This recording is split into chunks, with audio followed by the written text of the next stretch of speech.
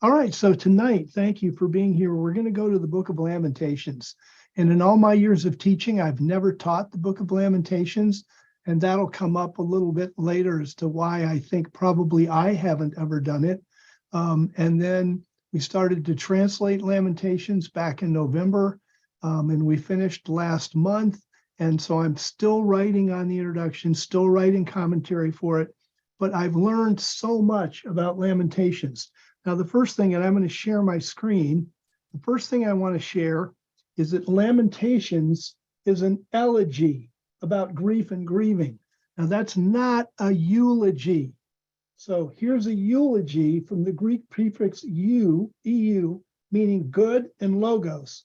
So a eulogy is a good word, and most of you will have been at a funeral and you know that you go to a funeral and there's somebody there to do the eulogy, to say a good word about the deceased. An elegy is not a eulogy. An elegy is a poem of deep reflection, typically, but not always. It's a lament for the dead. And that the first elegy in the scripture is David's. I'll stop sharing. The first elegy in the scripture is David's lament over the death of Saul. The Book of Lamentations is more of a general poetic lament. Obviously, a lot of people had died, but then some were carried away, and then the temple was destroyed. Jerusalem was destroyed. Many of the cities in Judah were destroyed. So Lamentations is an elegy, a poetic lament, but it's not over any specific dead person, say, as it was with David and when Jonathan and Saul died. Lamentations is the only book of the Bible that's really solely about grief. And we learn a tremendous amount about grief and how to handle grief and what grief feels like and how to be a caretaker to a grieving person from Lamentations. But it's not written like a handbook. It's not written, do this, do that, don't do that. It's written in a way that pulls you into the text. You have to read the text and notice what's going on, because the people in Lamentations are grieving. So what God's doing here is he's taking you through grief through their eyes. We literally get mentored in grief by reading the Book of Lamentations and understanding it. And so I'm going to talk about 5 things right away that Lamentations is incredibly helpful for. The first, obviously, is it says it's okay to grieve. Now, that could seem, almost like, huh, what? Of course it's okay to grieve. But, in the Western world, like, they've even stopped calling funerals. They don't even call it a funeral. They call it a celebration of life.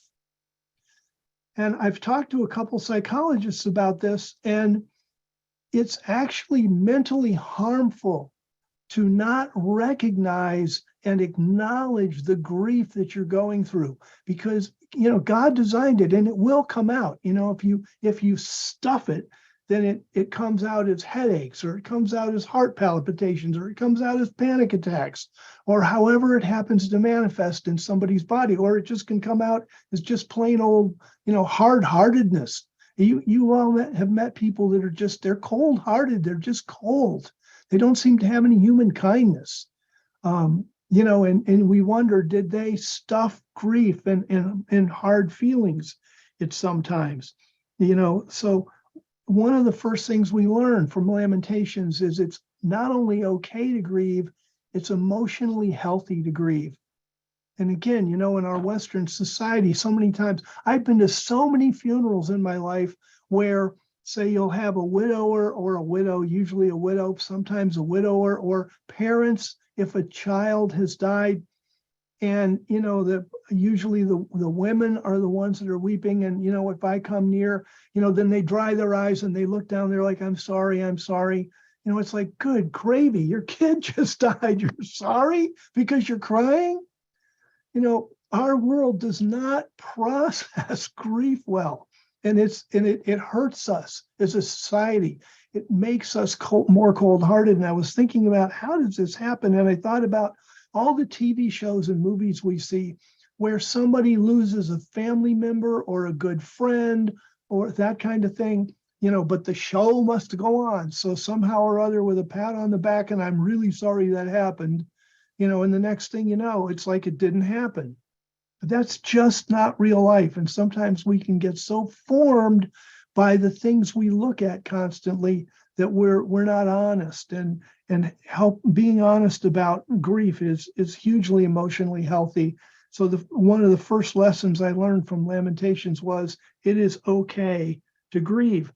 Then that got me thinking about myself.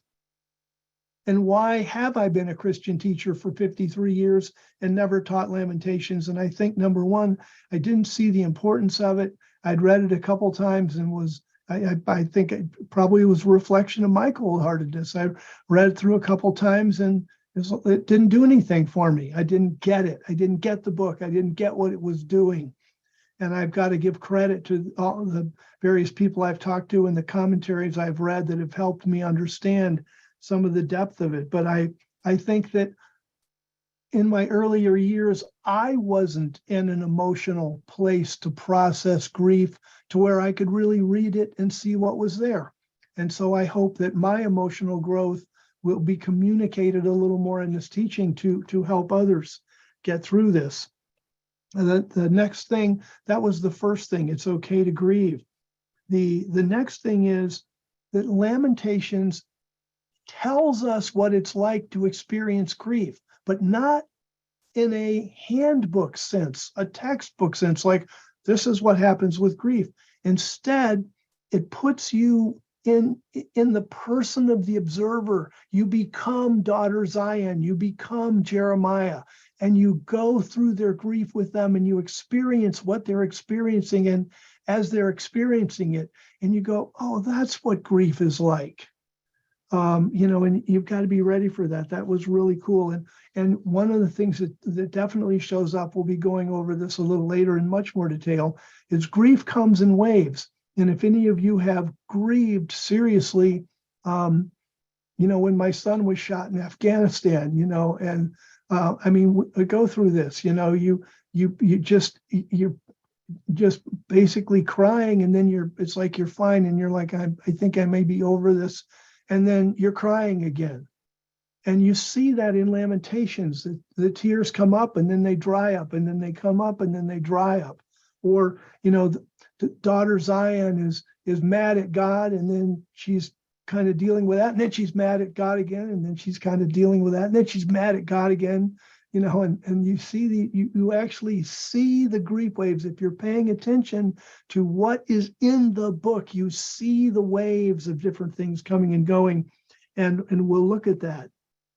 Lamentations also reveals the tremendous variety of emotions, because a person who's really in deep grief to a neurotypical person can almost seem like a crazy person, because they'll be like hyper and cheery and ha ha ha, and then the next moment they're in tears, and then the next moment they're angry, and then the next moment they're like, what did I do wrong? What could I have fixed?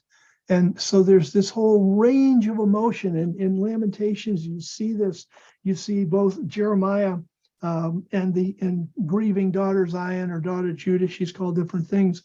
You see deep emotional pain. There's sadness there.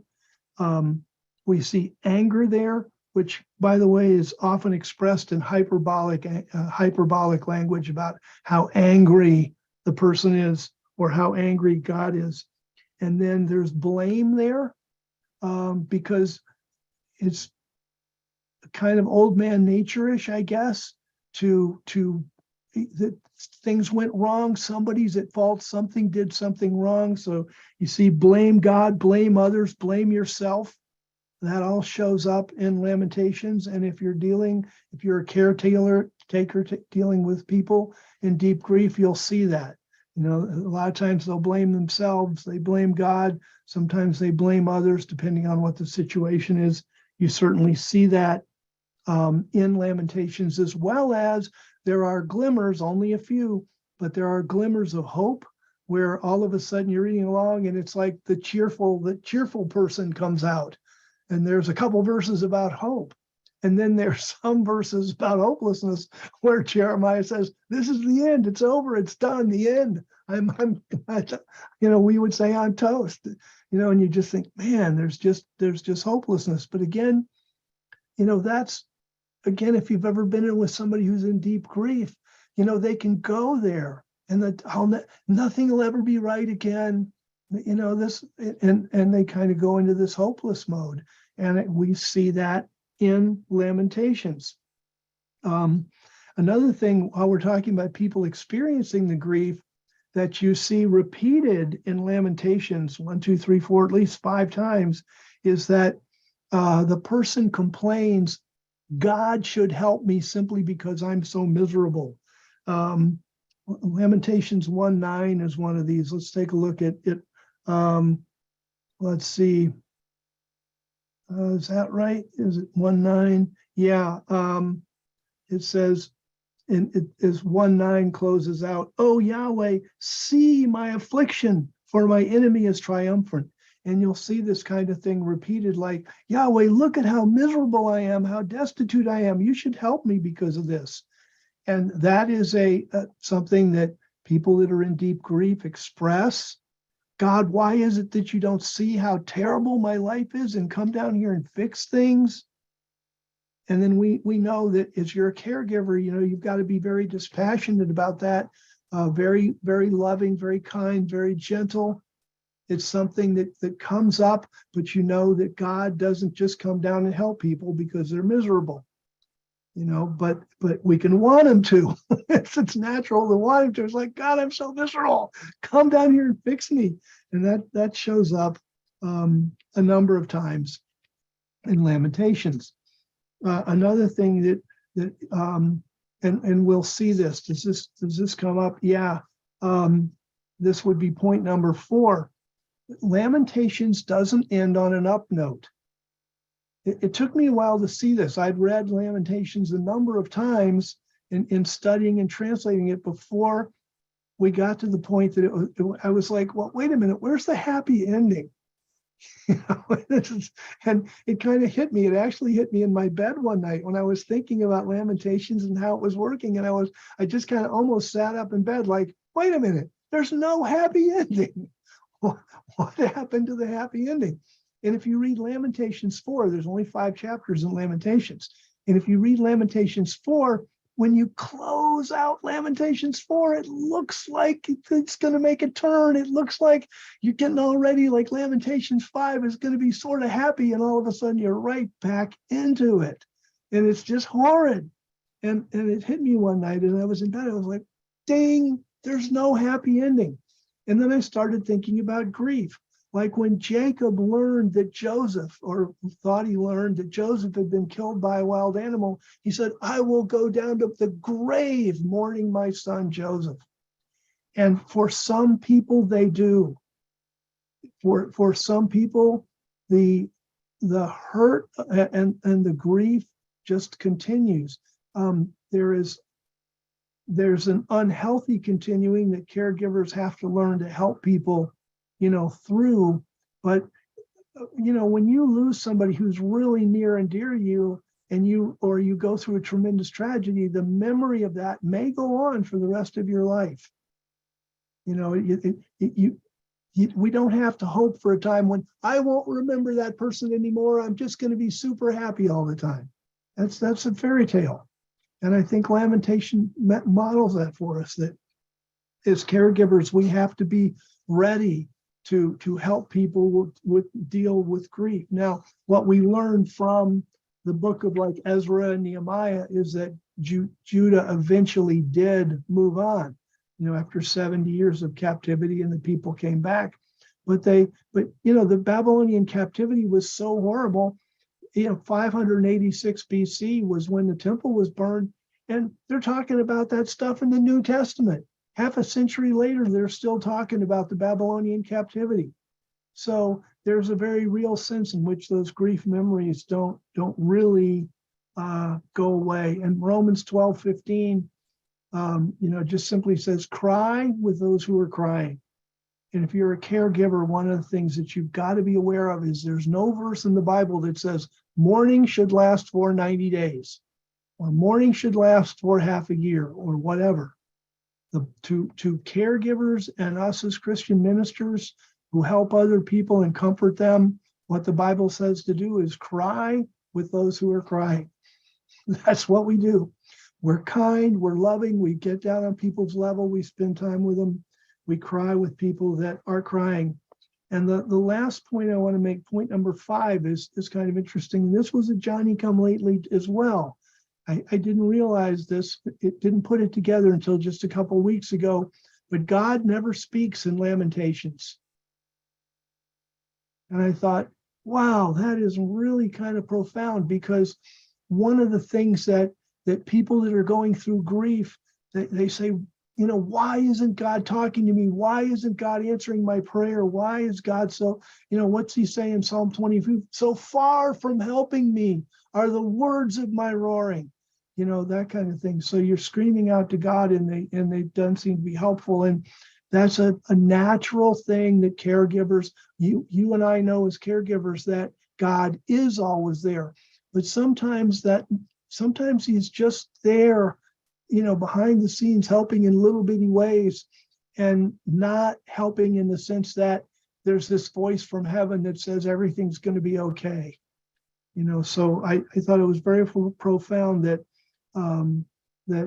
Yahweh never speaks, even through a prophet. Like, it isn't like the prophet Jeremiah says, but Yahweh said, something like that. There's nothing like that in Lamentations. God never speaks. So those are some major key points about Lamentations. Let me go over them again, make sure you got all 5 of them. 1, it's okay to grieve.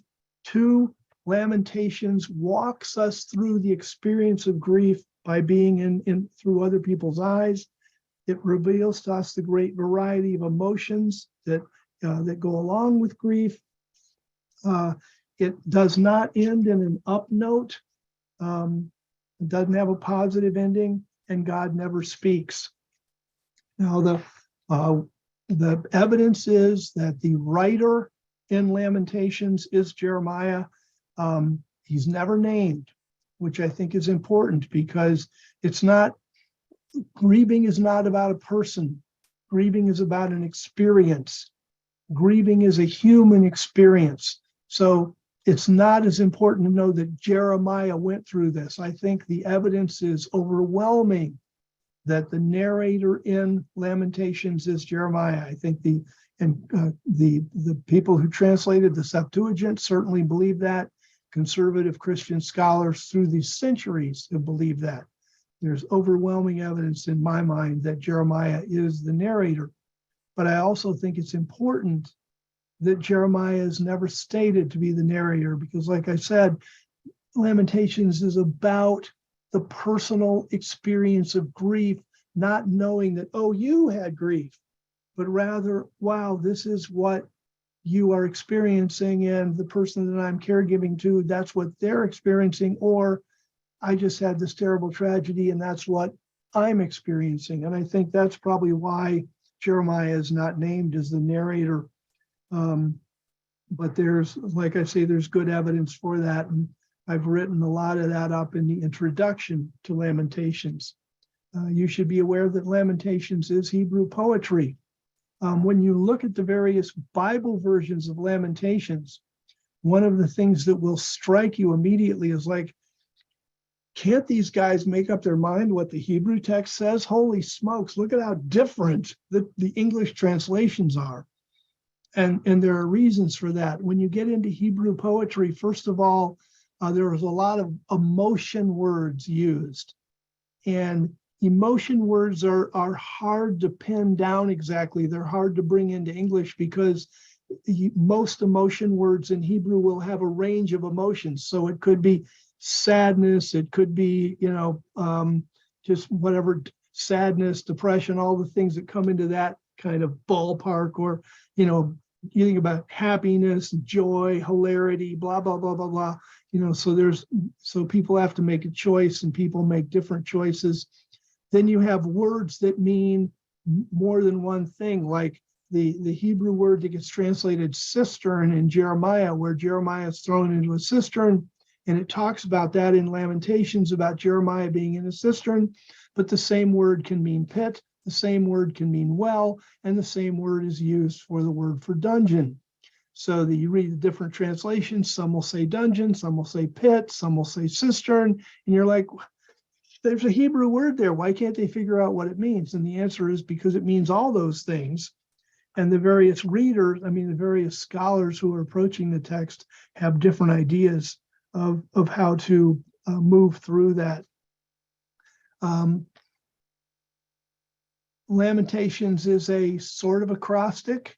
The first chapter, chapter 1, is a pure acrostic where there's 22 letters in the Hebrew alphabet and 22 verses in Lamentations chapter 1. By the way, there's 22 verses in Lamentations 1, 2, 4, and 5. And there's 66 verses, or 3 times 22, in chapter 3. So Lamentations is not only poetic in the Hebrew and the flow of the Hebrew poetry, but it's also laid out in a very poetic way. So, for example, Lamentations 1:1 starts with the first letter of the Hebrew alphabet, Aleph. Lamentations 1:2 starts with the second letter, Bet, and then Gimel, and then Daleth, and then Hey, Vav, Zayin, Heth, Deth, and on through the Hebrew alphabet.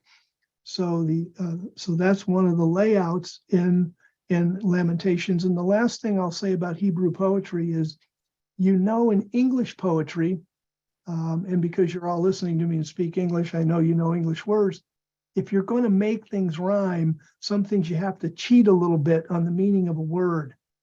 And we see that in Lamentations. We see sometimes where either things are clipped, we're missing a noun, we're missing a verb, we're missing an object in a sentence. Things are a little clipped. Or you can see things where a word may not have its exactly the same Hebrew meaning as most of the lexicons would show it. So that being said, let's see. There's a lot of speaker changes. And this is something, it never tells you now the speaker is going to be. I'll just read a couple of these, like Lamentations 1, chapter 1, verse 1 to verse 11. 1:1 to 1:11 is the narrator. And I think the evidence is that that's Jeremiah. Then starting in 12, 13, 14, 15, 16, for 5 verses, you have daughter Zion, also called daughter Jerusalem, sometimes called daughter Judah. And she's portrayed as a woman. That's the figure of speech personification. So it's Jeremiah to verse 11, then 12 to 16, daughter Zion. Then for one verse, verse 17, back to Jeremiah. Then to finish the chapter 18 through 22, daughter Zion. And so things go back and forth and back and forth. And if you're reading along and all of a sudden there's a shift and you kind of shake your head, go, what, huh? A lot of times the reason for the speed bump, so to speak, is a change in the speaker. Another thing that we'll see because of the Hebrew poetry is we'll see the figure of speech hyperbole. I'll show you that right away. Let's go to Lamentations chapter 1, verse 13. And there's a number of these. I'll show you a couple of them. Lamentations 1:13. This is Jeremiah daughter Zion speaking. And so now daughter Zion or daughter Jerusalem, the city of Jerusalem is being portrayed as a woman. And this brings an emotional impact to the stage because of what she personally is going through. And in verse 13, she's complaining about God, and she's angry at God because of what's going on.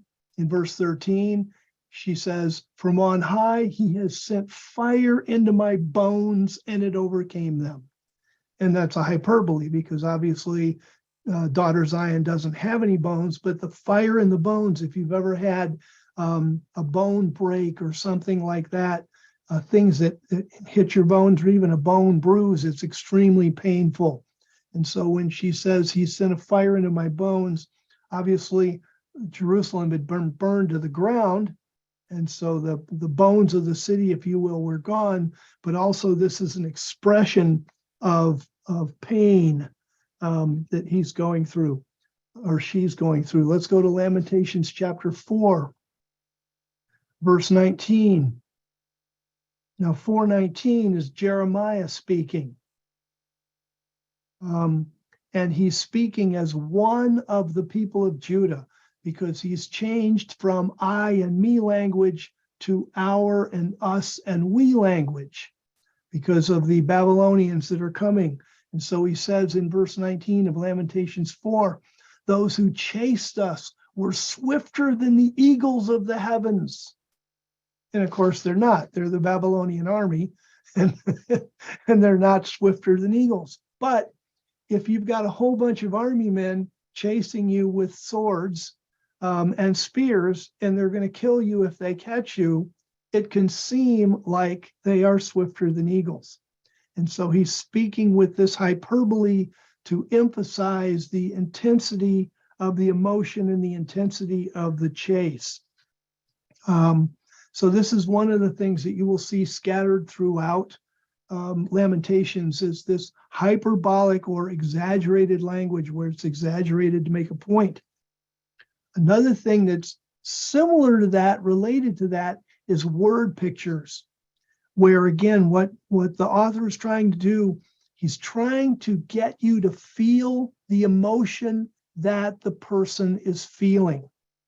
And so they're going to paint word pictures instead of just giving you facts. They're going to paint a word picture that pulls you in so you feel that grief emotion.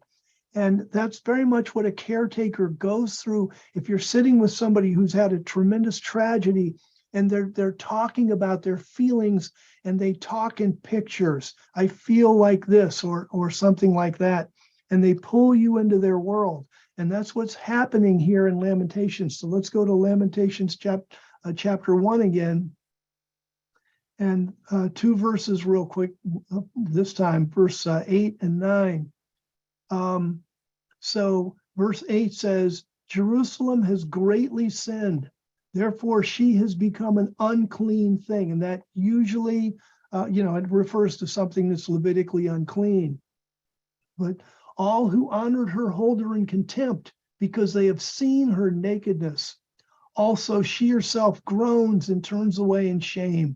So basically, what we see is a woman that would normally be proud. She's been the glory of the nations. She's been the people of God. And now she's stripped naked. And the Babylonians and the Moabites and the Philistines and the Ammonites and the others that joined into the Babylonian attack, they're now all staring at this naked woman. And so you kind of feel the emotional pain that she's going through. She groans at that and turns away in shame. And then the next verse kind of adds to it in a kind of an ironic way, because it says her uncleanness is on her skirts. And the uncleanness there refers to her menstrual blood. And I don't know if any of you women have ever, had your pad leak or however that all happens, and you get blood on your skirt, and then, and you're walking around in public and you don't know it. I actually walked behind a girl one time that was having that happen. Thankfully, her girlfriends caught it, but she was greatly embarrassed. But anyway, her uncleanness is on her skirts. She did not consider her future. She's fallen in an astonishing way. She has no comforter. Oh, Yahweh. And then she goes, oh, Yahweh, see my affliction, for the enemy is triumphant. And that's her wanting God to help because of her miserable circumstances. But basically, this word picture about her uncleanness is pulling you in. Another one, let's go down to verse 14. And this is kind of interesting. My transgressions have been formed into a yoke. They've been woven together by his hands, by God's hands. They have come upon my neck, and it has made my strength fail. And if you can imagine, a slave being made to carry water or wood and having to carry a yoke. And so to do that work. And so she says, my transgressions have become like a yoke, and they're wearing her down. Do a couple more here. Next verse, actually, verse 15, says, the Lord who's in my midst has tossed aside all my mighty men. Because basically when the Babylonian army came, what this meant was that the soldiers of Judah were completely ineffective. Yahweh was in there just tossing them aside. He has called an assembly against me to crush my young men. The Lord has trampled virgin daughter Judah like grapes in a wine press. And if you've ever seen that happen, where you throw grapes in a wine press and trample on them, that's how she's word picturing what happened to her men. Her men, her army that was supposed to defend her, whereas they were like grapes under the feet of the Babylonians. The Babylonians just came along, slaughtered them, tromped on them, left them dead in the field. And so she paints this picture of them, her army being like grapes in a wine press. There's just so many of these cool word pictures. I'll show you one more. Let's go to Lamentations 2:6. But as you read Lamentations, you'll pick up on these. And you guys might remember that in harvest season, they didn't have any police force in the ancient world. So if you were growing crops and you didn't want your crops to be stolen, then as harvest came close, you built a booth, just a temporary shelter in the middle of your garden or your crop area or whatever it was, and you'd stay there and you'd guard your crops. And then after you harvested it, you just kind of kicked the booth down and walked away. It was just good for nothing. And so here in Lamentations 2:6, it says, he, talking about God, has wrecked his booth, talking about the temple. She's comparing the temple to this booth that you can just kick over when it's done. And it's like he's so tired of our sin, and he's so over this place that he's just wrecked his booth, the temple, as if it were a booth in a garden. He's destroyed his place of assembly. So you just get this picture here of this guy, the harvest season is ended, the booth is worthless, it's not needed anymore, it wasn't built to last anyway, and he just kicks it over and walks away. And Yahweh is just done with the people of Judah. He's done with their sin. He's been trying to send prophets to them for well over 100 years, though they just kill his prophets and mock them and put them in jail and torture them. So he's just done with Jerusalem. He's treating it like a booth. And he treats it, he just wrecks it, kicks it over, and that's the end of it. And that's one of the word pictures. Another thing that grabs our attention in Lamentations, and we'll go to Lamentations 4, is reversals. And this was really interesting, and there was a commentary that pointed out this to me, that what we're going to see in Lamentations 4 is a whole series of people going from good to bad, or things going from good to bad. And the commentary called this reversals. So for example, in chapter 4, verse 1, how the gold has become dim. So you have this wonderful, precious, gleaming gold, and it reverses and it becomes dim. And the verse 2, the precious sons of Zion, the men of Zion, the soldiers, the great men, the strength of the city, once valued as fine gold, how they are regarded as clay pots. The men they've lost their strength. They're being killed or captured, imprisoned, tortured by the Babylonians. They're being treated like clay pots. Verse 3, even the jackals often offer their breasts to nurse their young, but the daughter of my people has become cruel, like the ostriches in the wilderness. So the women of the city, instead of all of a sudden taking care of their children, have become like ostriches. And one of the things you learn about the ostrich is the female ostrich lays the eggs. Both the male and the female hatch the eggs, but when the eggs are hatched, the female generally leaves and the male raises and protects the young chickens, or young little baby ostriches. I guess they kind of look like chickens. But anyway, So here's these women that took care of their children and raised their children, and all of a sudden now they've come down there like ostriches. They've abandoned their families, and they become cruel. And that's quite a reversal. In verse 5, those who ate delicacies, the nobles, are destitute in the streets. So you went from rich to being poor. Then I'll quit this with 7 and 8, but I wanted to show you this because this was very interesting, because there's not a lot of color in Lamentations. And yet in 7 and 8, there's this huge flash of color when it comes to nobility. And you may remember the words of Christ when he said to the crowds, what did you go out into the wilderness to see? You know, someone clothed in rich clothing. Those kind of people live in king's palaces, because the nobles and the wealthy had all this rich, brightly colored clothing. And so here this is going to come up in verse 7. Her nobles, talking about the nobles of Jerusalem, were purer than snow, brighter than milk. They were more ruddy, meaning kind of red color, you know, healthy, that healthy red skin kind of color. They were more ruddy in body than coral. You know, their form was like lapis lazuli. You know, they were cut like gemstones. Verse 8, but now their appearance is darker than soot. They're not known in the streets. Their skin is shriveled on their bones. It's become like dry wood. So you had all this color, you know, white like snow, bright like milk, red like coral, blue like lapis lazuli, finely cut. And now they're like soot. And so in 4, you have this tremendous reversal of things. Another thing that we need to be aware of is time shifts. There's no linear time in Lamentations.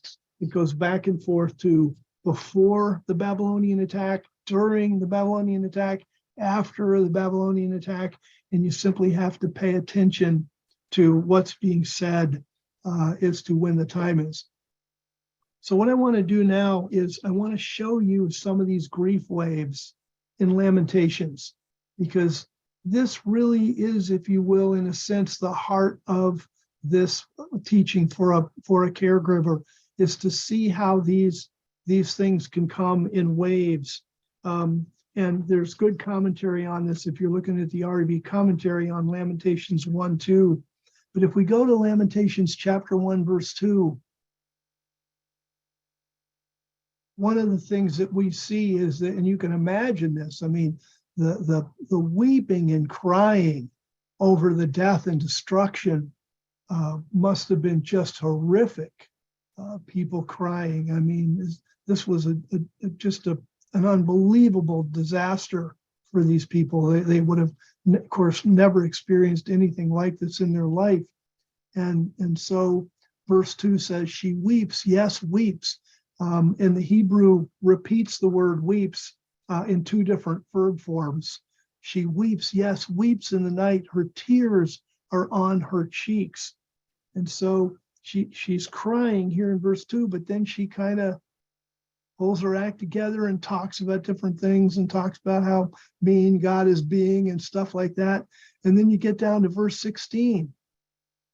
And all of a sudden, here comes this wave of emotion again. And in verse 16, I weep because of these things. My eyes run down with water because the comforter who keeps me alive is far from me. And that would be both God and any humans she had around that helped her. So here she's weeping again in verse 16. And then, like I say, then she kind of pulls things together and is doing okay until chapter 2. And then in chapter 2, verse 11, we have, my eyes are worn out from tears. My bowels are troubled. My guts are poured out on the earth because of the destruction of the daughter of my people, because of young children and infants are fainting away in the streets of the city. And that was due to the famine. So now she's crying again.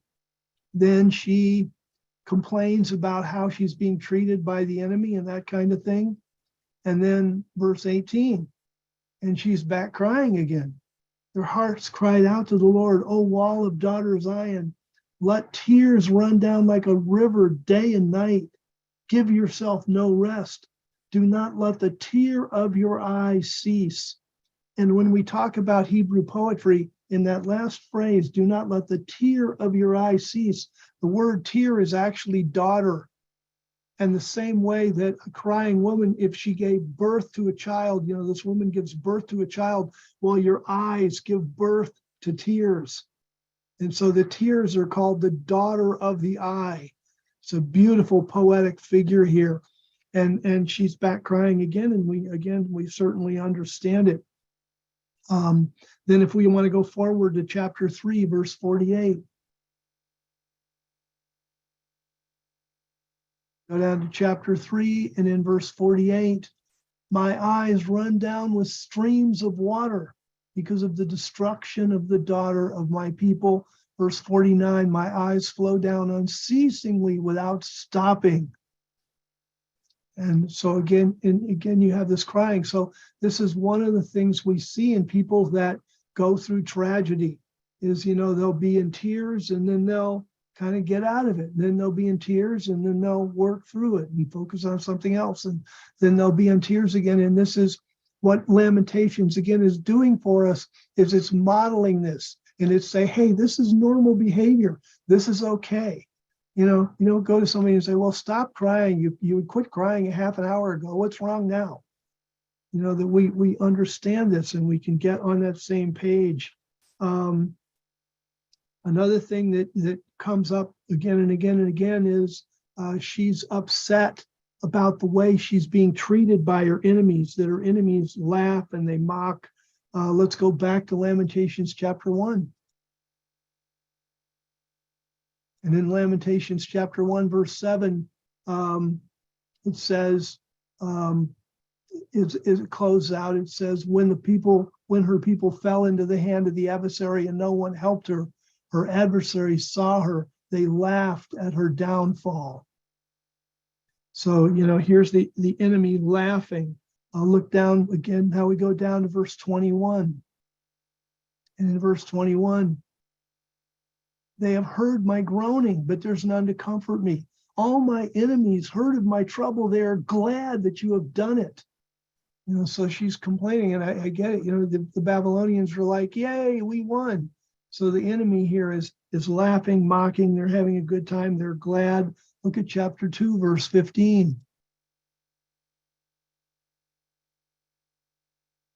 And again, this is coming up for her again after working through some other stuff. All your enemies have opened their mouth wide against you.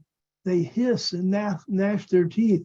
They say, we've swallowed her up. Certainly this is the day we hoped for. We have found it. We have seen it. Yay! And so the enemy is rejoicing at her destruction, and she's bringing this up and having a hard time working through that. Chapter 3, verse 46. I'm skipping some, but just so you get the idea of what's going on here. But chapter 3, verse 46. All our enemies have opened their mouths wide against us. And when it says the enemies have opened their mouth wide against us, it's a poetic way of saying that our enemies are saying these horrible things and making them up over and over again. And then let's see, that was 46, good. 61, this is interesting, 61 to 63. You've heard their reproach, Yahweh, all their plans against me, the lips of those that rose up against me, and they're plotting against me all day long. You see, they're sitting down and they're rising up. I'm the object of their mocking song. And that's an interesting thing, that because of the fallen nature of human beings, when somebody's down and in trouble, there's just a hard-hearted tendency to blame them for doing something wrong.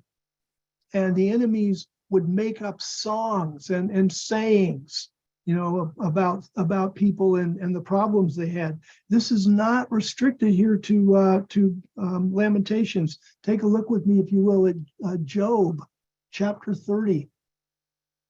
And we all know the trouble that Job went through. And in Job chapter 30, we see the same thing. If you'll go with me to Job chapter 30, verse 9. And here he is. He's lost his kids. He's lost his wealth. He's lost his health. And do the people come behind him to support him and bless him? No. He says in verse 9, now I've become their mocking song. Yes, I'm a byword to them. Uses the same word used in Lamentations. And you and I as ministers and caregivers, we have to be aware that this kind of stuff goes on, and that people mock others just right when they're down. And we need to help people and help each other. If you're in a position where this is going on and you need help, find people to talk to. Don't try and go it alone, and take all this mental pressure upon yourself. One of the things that I think is very powerful, let's go back to Romans. Let's go back to Lamentations chapter 1, is in the midst of this tremendous sorrow, every once in a while, there's like a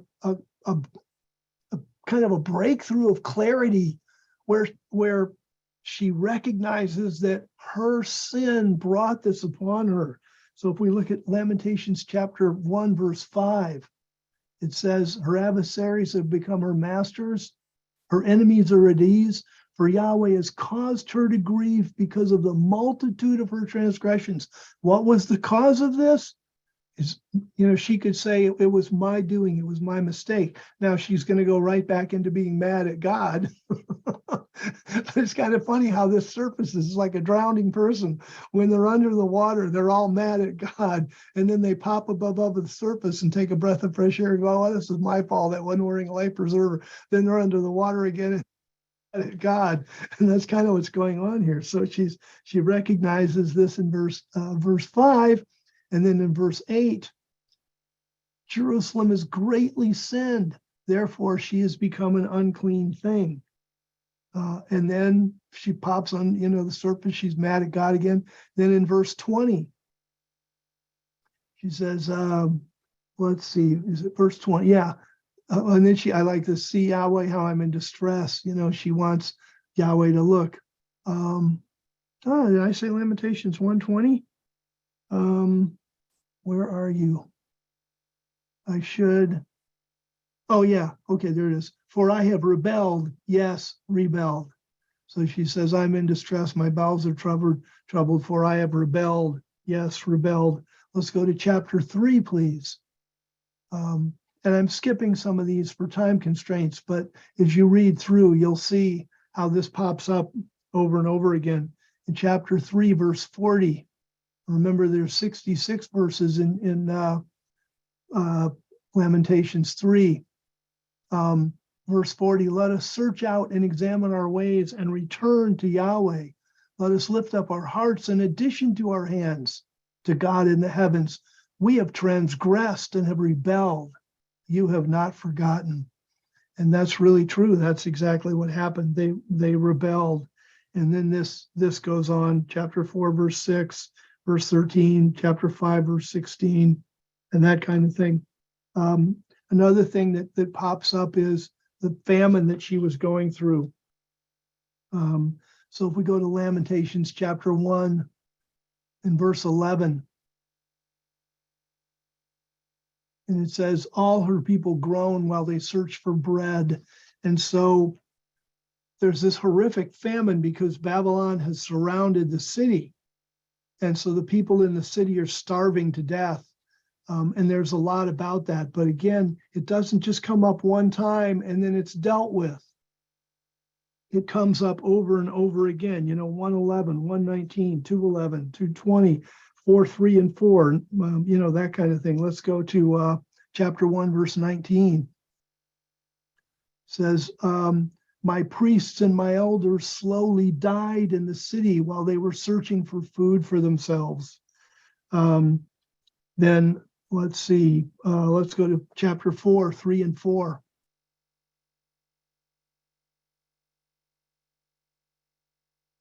Well, in this one, we've already read about the women have become cruel like ostriches in the wilderness. Verse 4, the tongue of the nursing child clings to the roof of his mouth because of thirst. The young children ask for bread, but no one gives it to them. You can just, the pathos of that is unbelievable. I mean, when you have a starving child and you don't have anything to feed it, it's just horrific. 9 and 10, this is a very interesting and poetic thing that was happening as well. Those killed by the sword are better off than those killed by famine whose lives drain away. Because you can imagine, you kill by the sword, you die instantly. If you die by the famine, you starve to death very slowly, very painfully. Says, so you're better off than those killed by the famine whose lives drain away. And then the Hebrew, and you could see this if you don't read the italics, being stabbed by the fruit of the field. And that's such an unusual phrase, such an idiomatic phrase that, within the walls of Jerusalem, there were garden plots and things like that, and they're supposed to produce food. But it's like the very ground itself has rebelled against the people. So the ground itself, there's the sword on the outside that's stabbing people, and the ground on the inside that's hard and unproductive is stabbing the people on the inside. So you have this beautiful poetic expression that on the outside you're stabbed by the sword, and on the inside you're stabbed by the fruit of the field, which isn't produced. And we added by the lack of, for clarity, that you're stabbed by the lack of the fruit of the field. So this is some of what's in Lamentations. I want to go to Lamentations chapter 3, again, verse 22, because remember that chapter 3, first of all, there's 5 chapters, so 3 is the middle chapter. And then there's 66 verses. So verse 33 is the middle of the book, if you will, in a sort of very real sense. And yet, really close to the center of the book is this piece on hope and hopefulness. And if we go to verse 22, let's see. Yeah, verse 22, and this is something that you'll all be familiar with, because all of you have heard the phrase that, God's mercies are never ending. They are new every morning. And it's so interesting that right in the middle of the book of Lamentations, you have that well-known phrase about how God's mercies never come to an end. Verse 22, because of Yahweh's covenant faithfulness, we have not ceased to be. And of course, Judah did continue. They went through that tremendous hardship, but they did continue because his mercies never come to an end. They are new every morning. Great is your faithfulness. So this wonderful verse about hope and God's faithfulness basically sits right in the middle of all this tremendous tragedy and death. So this is an overview on Lamentations and how it works.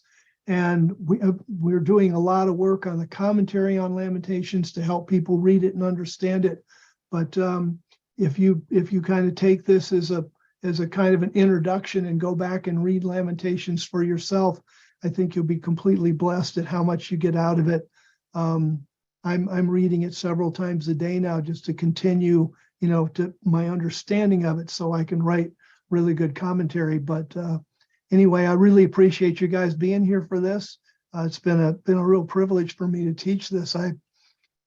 Life is tough, and it's a real relief to hear, that there's a great freedom to grieve. So God bless you all, and thank you so much.